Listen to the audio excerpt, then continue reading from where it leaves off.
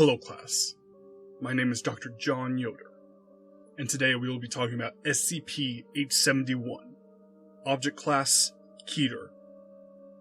Special Containment Procedures. Each recurrence of SCP-871 is to be maintained within a separate, locked concrete cell of a metal platter permanently affixed to the surface of an immovable wooden table.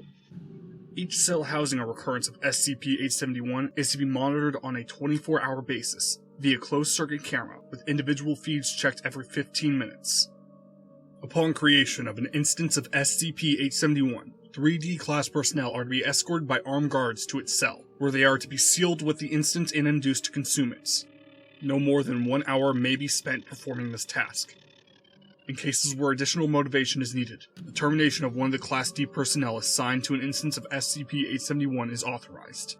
Upon completion of the consumption of an instance, no participants may exit the cell until both they and the room have been thoroughly searched to confirm that no portions remain. The platter, table, and room are then to be cleaned in preparation for the next instance. Class D personnel who prove cooperative in the consumption of an instance of SCP-871 may volunteer to participate in additional consumptions. Personnel exhibiting exceptional usefulness may have their monthly termination postponed.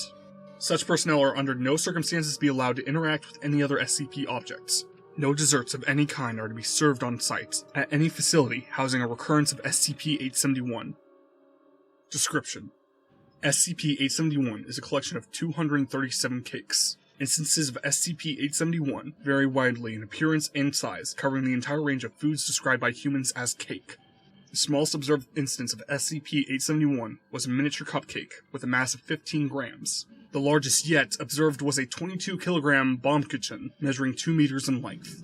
When any instance of SCP-871 is consumed by a human or a collection of humans, it is replaced approximately 24 hours afterward with a similar cake. This cake will appear on a flat surface in the vicinity of the location where the previous instance was eaten. If any of these cakes is subsequently damaged through any means other than being eaten by a human, including being eaten by a non-human animal, it will be replaced instantaneously.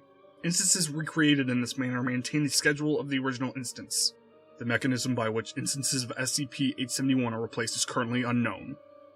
Individual recurrences of SCP-871 have been observed to mutate over time, varying in minor characteristics between each instance, with larger changes occurring in roughly 5% of replacements. No serious effects have been observed to result from the consumption of SCP-871, even in cases where several instances have been consumed, excepting those expectable from eating large amounts of cake. SCP-871's danger originates in the consequences of an instance not being eaten. Any instance of SCP-871 which is not consumed will cause a new cake to be created in its vicinity after 24 hours. While this is similar to its normal replacement behavior, the original instance will continue to exhibit the same properties, replicating if damaged and continuing to replace itself every 24 hours. This behavior has been observed in all cases where more than 10% of the mass of an instance remained unconsumed. As there is no known mechanism for halting SCP-871's replication, any uncontained instances could replicate exponentially, quickly becoming unmanageable.